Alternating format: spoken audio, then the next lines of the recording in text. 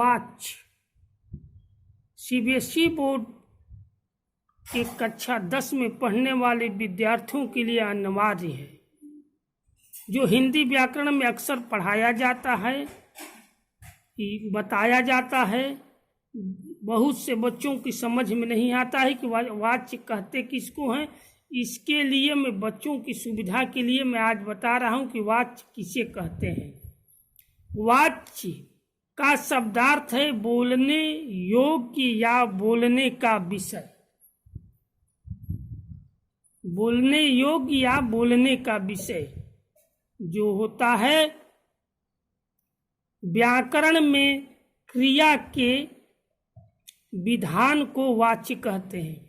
बोलने या बोलने योग्य जो विषय होता है, व्याकरण में क्रिया के विधान को वाच्य कहते हैं। यानी क्रिया के नियम को, बोलने का नियम या बोलने योग्य जो होता है उसमें क्या हो, उसके नियम को वाच्य कहते हैं।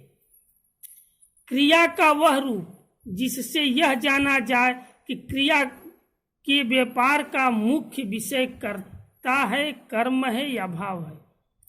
क्रिया का वह रूप जिससे यह जाना जाए, समझ में आ जाए कि क्रिया के व्यापार यानी विस्तार का मुख्य विषय, अर्थात क्रिया किससे फैल रही है, किससे विस्तार हो रहा है, वो विषय कर्ता है, कर्म है या भाव है, उसे वाच्य कहते हैं।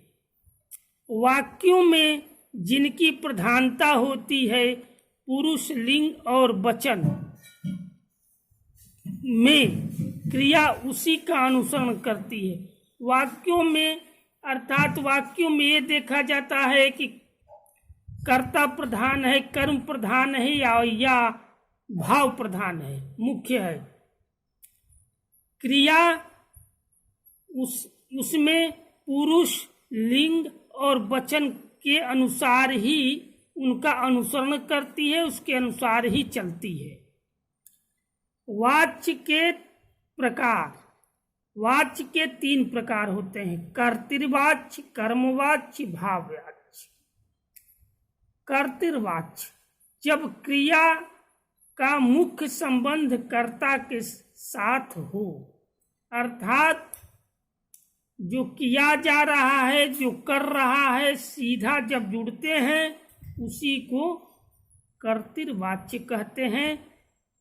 अर्थात कर्ता का संबंध क्रिया से सीधा जुड़ा हो या कर्ता का प्रभाव सीधा क्रिया पर पड़ता है, उसी को कर्तृवाच्य कहते हैं। कर्मवाच्य जब क्रिया का मुख्य संबंध कर्म के साथ हो, जब क्रिया का मुख्य संबंध कर्म के साथ हो, अर्थात कर्म का सीधा प्रभाव जब क्रिया पे पड़ता है, तब उसको व्याकरण में, हिंदी व्याकरण में कर्मवाच्य कहते हैं।